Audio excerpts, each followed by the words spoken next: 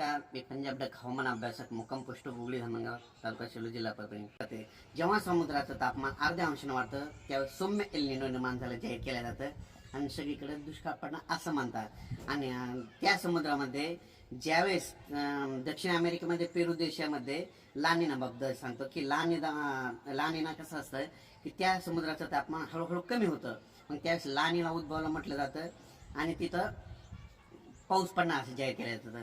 पण इसवी सन 1617 शतकात जे त्या समुद्रामध्ये जे मच्छीमार करत होते कोळी समाज, मग ते कोळी समाज मच्छीमार करत असताना समुद्रामध्ये फिरत असताना कधी कधी काय झालं की त्यांना त्या समुद्राचं पाणी तापलेलं जाणवून आलं आणि त्या पाणी तापल्याच्या नंतर समजा उष्णता तापमान वाढल्याच्या नंतर त्यांना त्या वर्षी त्यांच्या भागात म्हणजे दक्षिण अमेरिकेमध्ये पाऊस झालेला असं दिसून आला.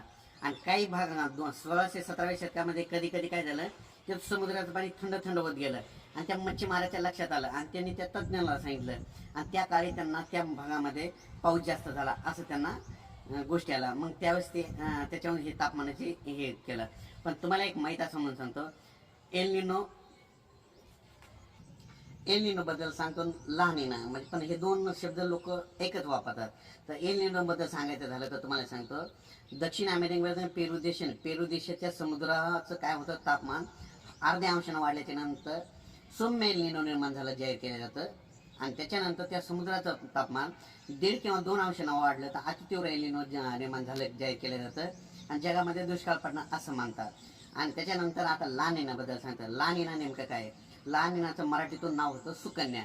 तर ज्यावेळेस लानिना दक्षिण अमेरिकेमध्ये पेरू देश आहे आणि पेरू देशाच्या किनाऱ्याच्या पश्चिमेला त्या समुद्राचं पाणी म्हणजे तिथलं तापमान काय होतं कमी होत जातं, म्हणजे ते समुद्र थंड थंड होत जातो. मग त्यावेळेस लानिना उद्भवला जाहीर केलं जातं आणि पाऊस पडणार असं म्हटलं जातं. तर हे झालं एल निनो आणि लानिनाबद्दल. एल निनो आणि लानिना ह्या दोन ज्या प्रक्रिया आहेत दरवर्षी नाही तर साधारणपणे 2-4 वर्षाला आलटून पालटून उद्भवतात. अनेक वर्षी प्रशांत महासागराचं तापमान सरासरीच एवढं राहतं. मग एल निनो नसतं आणि लानिना नसतं. ह्या उलट नैऋत्य मान्सून हा भारतावर येणार तर येणार, येतो म्हणून हे लक्षात घ्यायचं.